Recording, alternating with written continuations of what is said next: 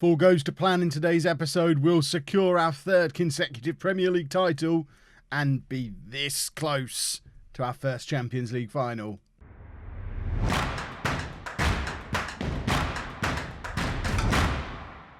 Hello and welcome to part 197 of It's Coming Home. I'm Kevin. Coming up on today's episode, we have a Premier League game at home against bottom of the table Newcastle that if we win the league. Surely we win the league today.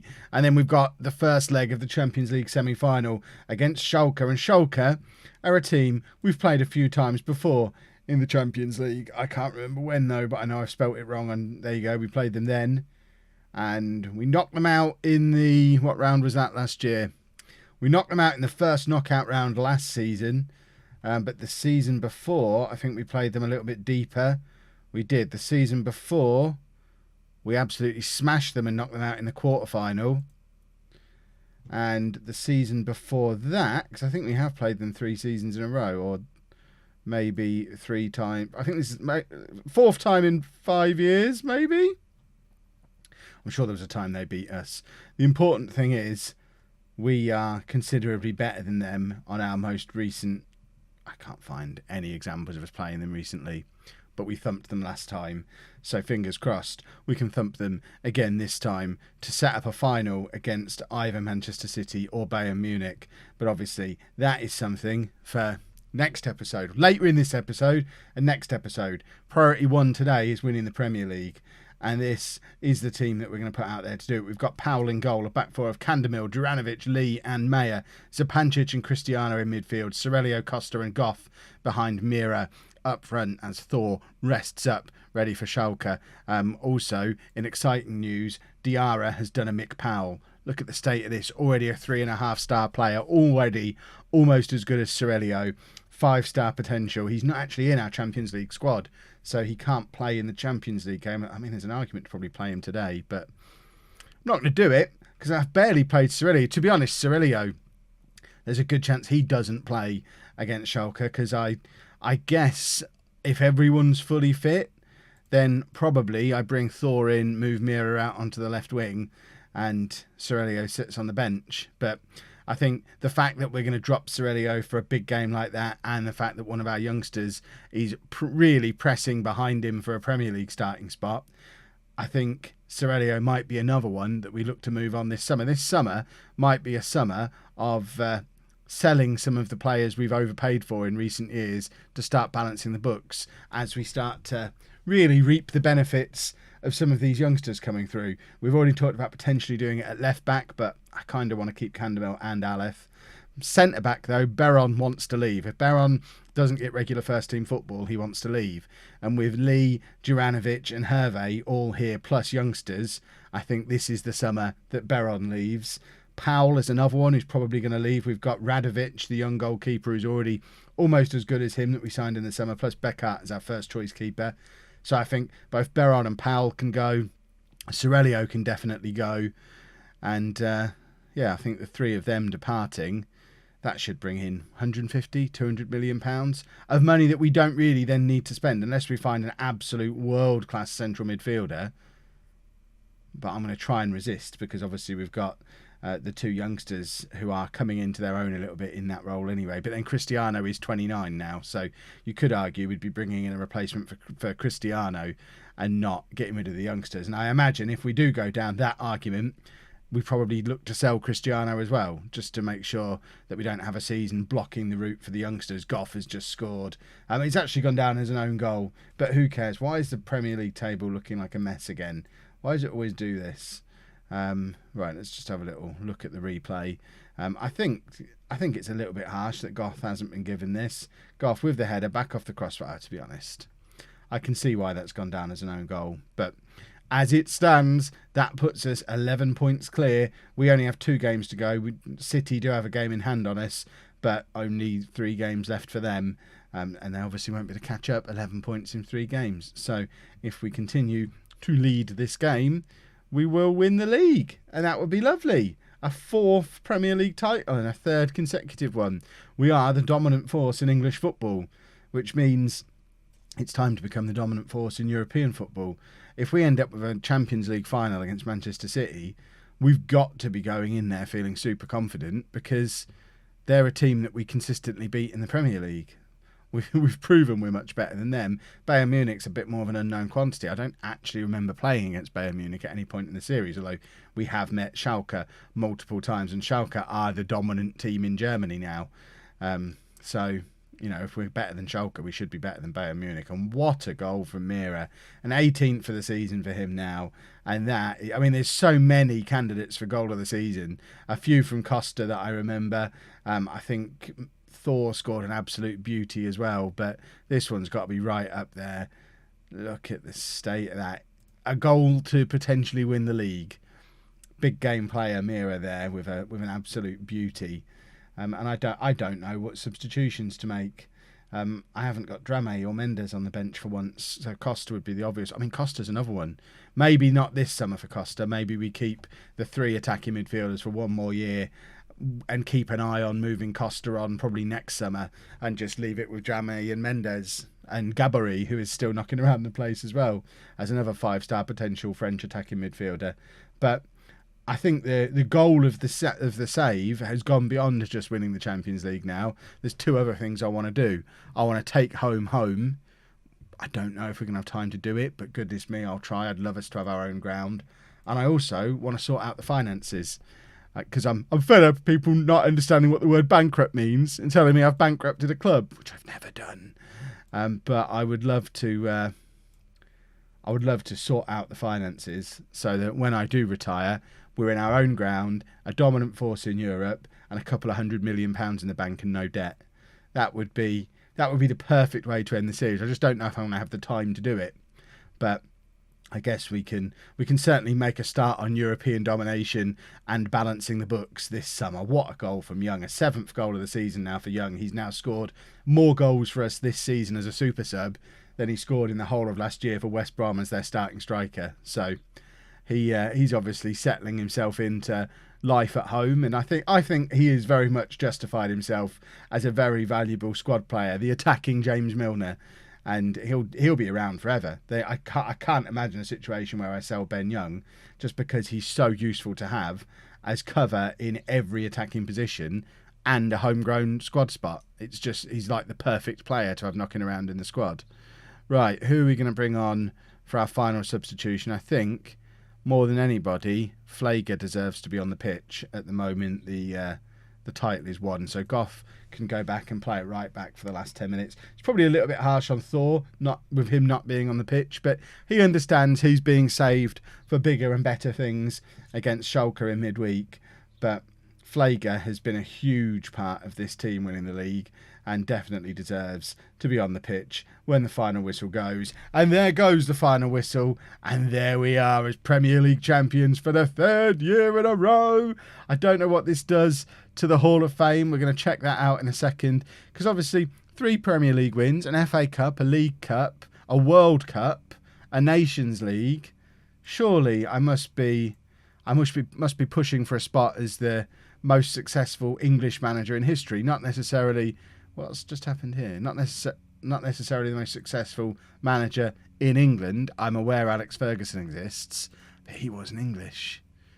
So that's the one that I'm trying to top. If we go by nationality, so I'm up to 4th place now. Bob Paisley is a pain in the butt, isn't he? 3 Champions Leagues, 6 Premier Leagues, a Europa League.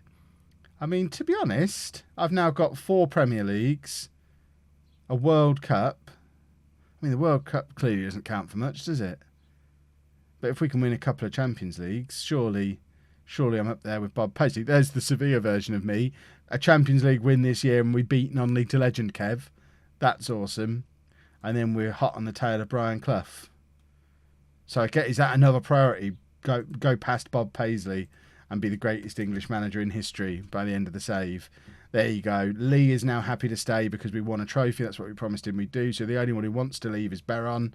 And I'm pretty happy with Beron leaving. Oh, there you go. There's the confirmation. I have entered the Hall of Fame. So that's managers to have managed in England. So I am now in the Nation one as well. Presumably at the bottom. Yeah, there I am. Just below Matt Busby. But, I mean, I'm never getting to the top of this one. That's interesting.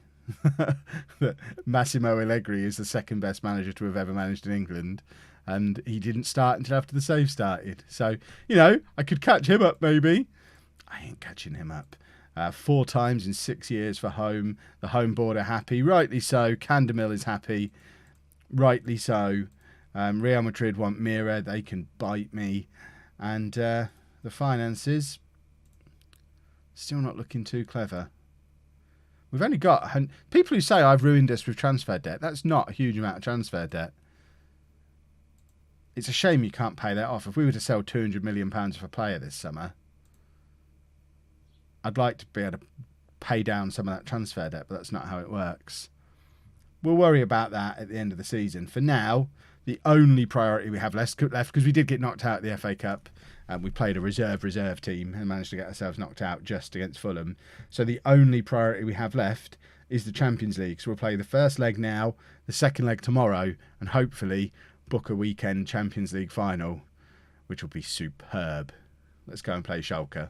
Right, just a couple of changes for the Schalke game. Then we are away for the first leg. Aleph comes in to play at left back. Aleph, by the way, now a full German international, made his first 2 caps, had his big, shiny, new, expensive contract that we talked about doing with some of these young players. So, yeah, I don't feel uncomfortable playing him in such a big game. And as mentioned, Thor comes in for Cerelio with Mira dropping out to the left wing. And this is what we're going with. Please let us still be much better than Schalke. Last time we played them, we were definitely much better than them. I hope they haven't gone out and spent £500 million and become a really, really, really good team since then. In the other first leg, it was Man City 2, Bayern Munich 2 in the Man City home leg. Yeah, there you go. Go grab a win. The important thing, really, as I always say in games like this, is we're away from home in the first leg. Let's firstly not lose it. As long as we don't lose it, that's a good result. If we score a goal and not lose it, that would be a fantastic result. If we manage to win the match, we'll all be laughing. Costa now taking the corner. Goff is there and it goes just over from Goff. And that was a nice, bright, positive start. I'm just adjusting. I'm still not used to the new microphone yet. In between the 2 matches, I fitted the new shock mount that just arrived. So it doesn't feel like it's in quite the right position yet, but hopefully you are still enjoying silky smooth, warm tones, which is how Nerdphonic described it to me when he was helping me set it up. He said I sounded warm. I then made some kind of joke about it being 32 degrees outside because I'm a funny guy, and he didn't laugh. I don't know what I'm supposed to do with that. Right, Champions League semi-final. I remember. Aleph now. Can he go on one of his long mazy runs? Doesn't need to. Finds Mira ahead of him, who finds Thor. Thor has options. I was leading into, but doesn't need them. What a goal. But apparently he decided to miss. Cerelio is there ready to come on if Thor continues to misfire. Juranovic plays it out to Goff. Goff with the in-swinging cross. Costa with the header that comes back off the crossbar. We have started very, very brightly in this game. It would be nice to grab a goal around about now. Another in-swinging corner from Goff. And I thought there was a little bit of a break on for Schalke there, but Meyer just sweeps up the mess.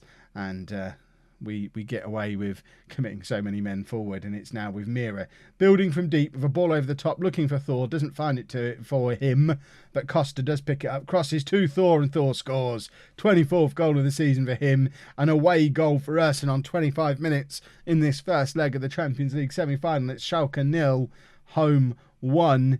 Thor is at it again, boys and girls, and this is lovely from Costa. He'd been getting a little bit of stick from you in recent episodes for not really being much of a creator, but bearing in mind that's a lovely cross on his weak foot, and I'll give him creation points there. That was lovely. And here is Costa again on his weak foot again. Are you sure this man's left-footed?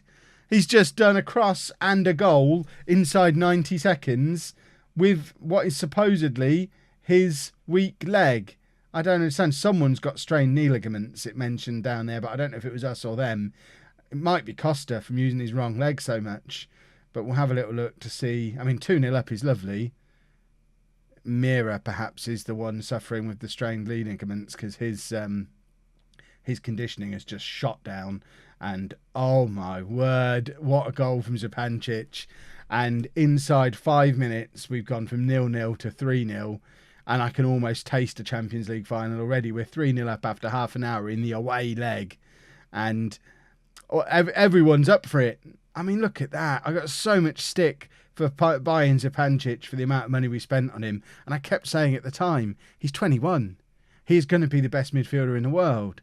And here he is, 25, 26 now? Guess what? He's the best midfielder in the world. And that was a lovely, lovely goal. We are going to take Mira off at half-time. I just don't want to risk any kind of funny business with injuries. So let's just, don't let performances drop. But Mira has done his bit. He can sit the second half out. Cirillo can just come on into that little spot there. And I mean, you could argue position suitability-wise, we've just strengthened the team. Here is Cirillo trying to get a crossover, doesn't make it past the first man, and there's the potential for us to get caught out a little bit here because Aleth had pushed forward. But he's so quick that he made it all the way back to cover for himself because he's very, very fast. Cirillo now feels like he's got a point to prove and just over. Or else, I mean, if that had gone into the top corner, I think that's point proven. And there's a strong argument for Mira to not start the second leg if Cirillo comes on and is as good as everyone else has been in this match. Schalke hovering around on the edge of our penalty area though, so we do need to be careful not to get too carried away and consider the job done.